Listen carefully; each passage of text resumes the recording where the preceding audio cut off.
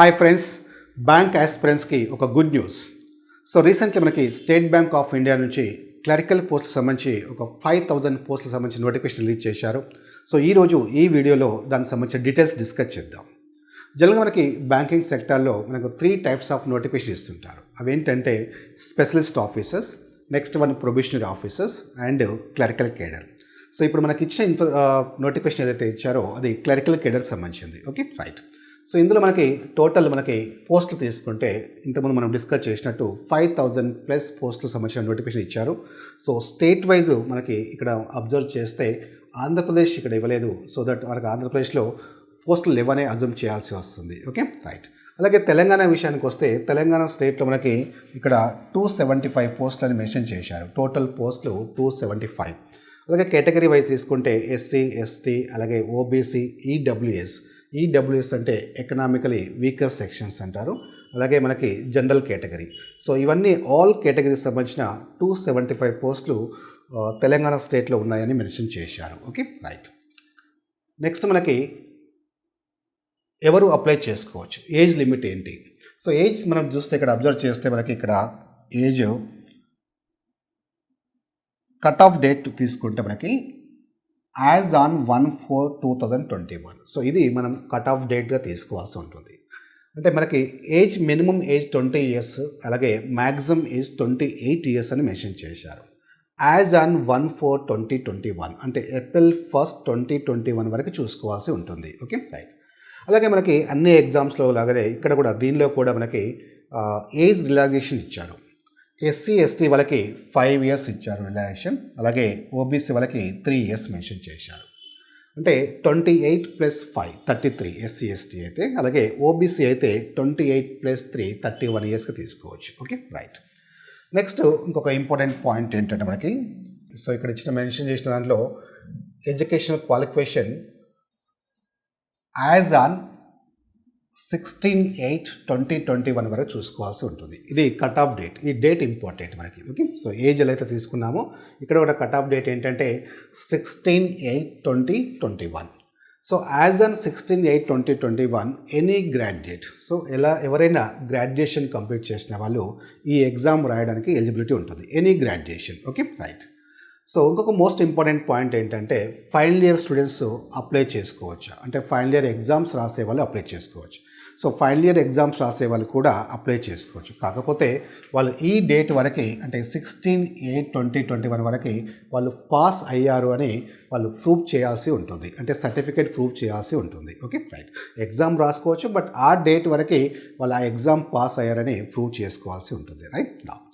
Next మనకి exam selection procedure తీసుకుంటే మనకి బ్యాంక్ ఎగ్జామ్స్లో మెయిన్లీ మనకి 2 phases ఉంటాయి. phase 1, phase 2. phase 1ని ప్రిలిమినరీ ఎగ్జామ్ అంటారు. phase 2ని మెయిన్స్ ఎగ్జామ్ అంటారు. సో మనకి ఫస్ట్ ప్రిలిమినరీ ఎగ్జామ్ అటెంప్ట్ చేయాల్సి ఉంటుంది. సో ప్రిలిమినరీ ఎగ్జామ్ ఏంటంటే మనకి ఇక్కడ అబ్జర్వ్ చేస్తే సిలబస్ తీసుకుంటే 3 sections ఉంటాయి. English language, numerical ability, reasoning ability. So first English లాంగ్వేజ్లో 30 questions, number of marks 30. And అలాగే numerical ability, reasoning ఎబిలిటీలో 35 questions, 35 marks ఉంటాయి.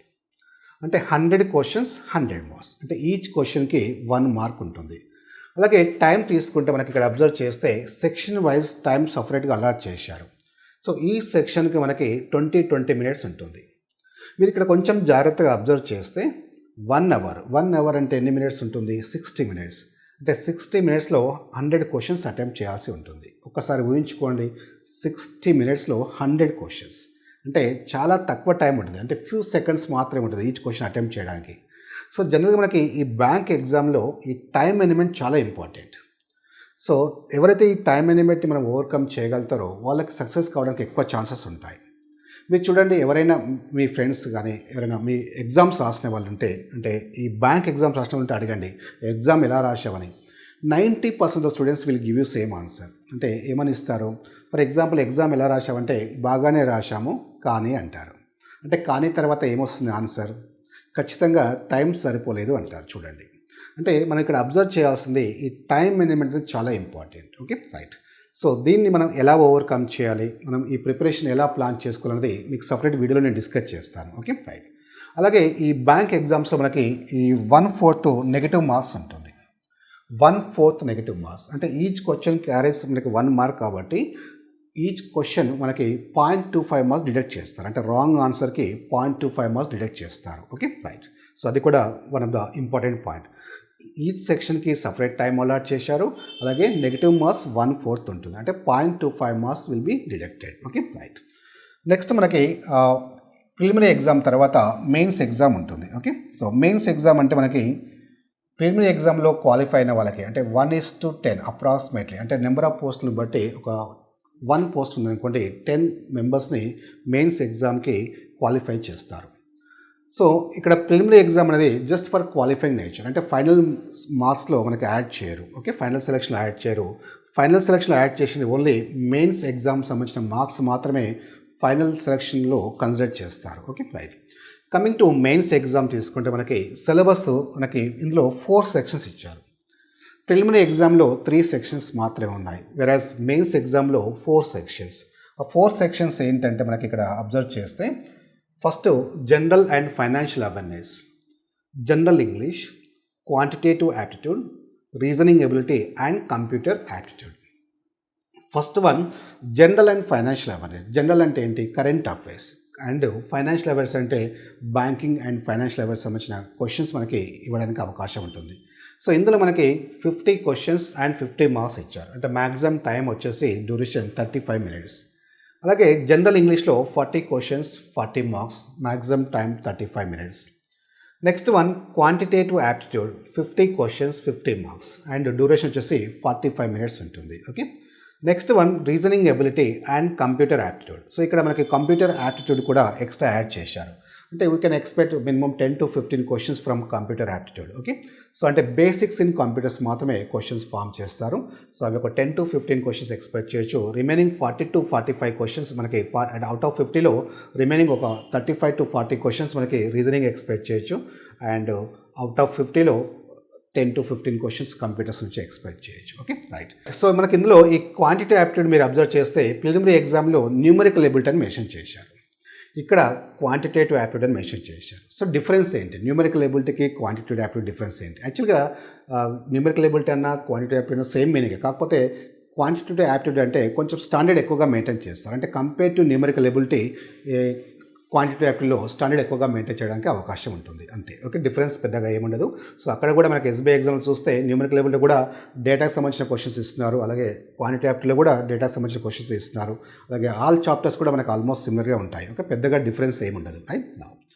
నెక్స్ట్ మనకి ఇక్కడ టోటల్గా నెంబర్ ఆఫ్ క్వశ్చన్స్ తీసుకుంటే 190 questions and maximum marks 200 marks ఇచ్చారు. 190 questions 200 marks, maximum time duration all sections కలిపి 2 hours 40 minutes అని మెన్షన్ చేశారు. Okay right. సో అలాగే మనకి ఒక ప్రొఫిషియన్సీ లాంగ్వేజ్ టెస్ట్ అని కూడా మెన్షన్ చేశారు. ప్రొఫిషియన్సీ లాంగ్వేజ్ టెస్ట్ అంటే ఏంటి అంటే మనకి స్టేట్ వైజ్లో కండక్ట్ చేస్తున్నారు కాబట్టి క్లరికల్ కేడర్ పోస్ట్ కాబట్టి ఆ లోకల్ లాంగ్వేజ్ వచ్చి ఉండాలనే ఉద్దేశం అనేది. అంటే లోకల్ లాంగ్వేజ్ అంటే ఫర్ ఎగ్జాంపుల్ మీరు తెలంగాణ కానీ ఆంధ్రప్రదేశ్ కానీ ఉంటే సో తెలుగు లోకల్ లాంగ్వేజ్ ఏమవుతుందో తెలుగు అవుతుంది. అంటే మీకు ఖచ్చితంగా తెలుగు రాయడం చదవడం వచ్చి ఉండాలి.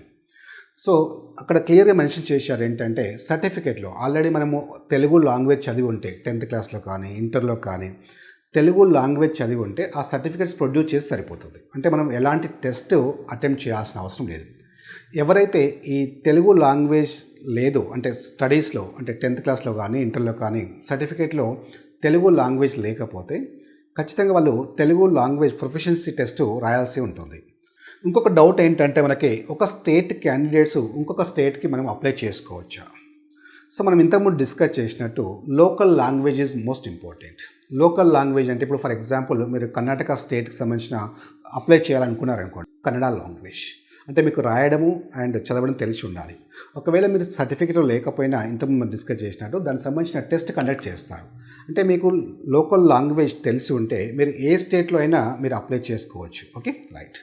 నెక్స్ట్ పాయింట్ అలాగే మనకి ఎగ్జామ్ డేట్ ఎప్పుడు ఉంటుంది?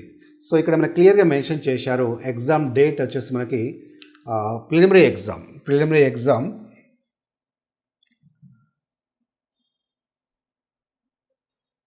టెంటేటివ్ డేట్ మెన్షన్ చేశారు June 2021.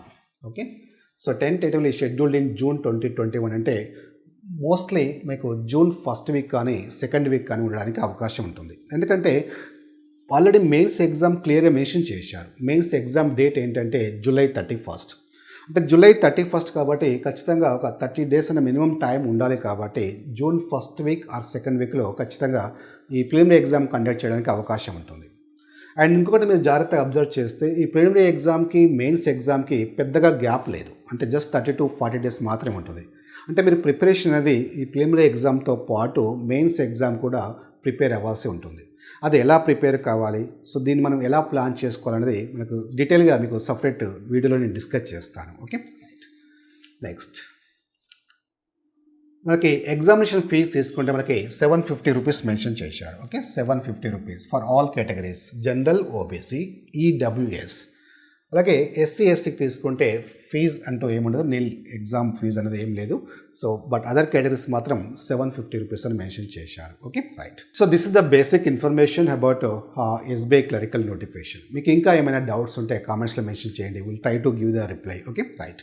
అండ్ ఇంకొక మోస్ట్ ఇంపార్టెంట్ పాయింట్ ఏంటంటే ఎస్బీఐ క్లర్క్స్ సంబంధించిన ఒక న్యూ బ్యాచ్, ఆన్లైన్ క్లాస్ సంబంధించిన ఒక న్యూ బ్యాచ్ మీకు త్వరలోనే స్టార్ట్ చేయబోతున్నాం. దీనికి సంబంధించిన కంప్లీట్ డీటెయిల్స్ మీకు అనౌన్స్మెంట్ చేయడం జరుగుతుంది, త్వరలోనే అనౌన్స్మెంట్ చేయడం జరుగుతుంది. అండ్ అలాగే దీనికి సంబంధించిన ప్రిపరేషన్ ఎలా ప్రిపేర్ కావాలి అండ్ డీటెయిల్డ్ డిస్కషన్ అనేది మీకు సపరేట్ వీడియోలో డిస్కస్ చేస్తాను. Okay, thank you.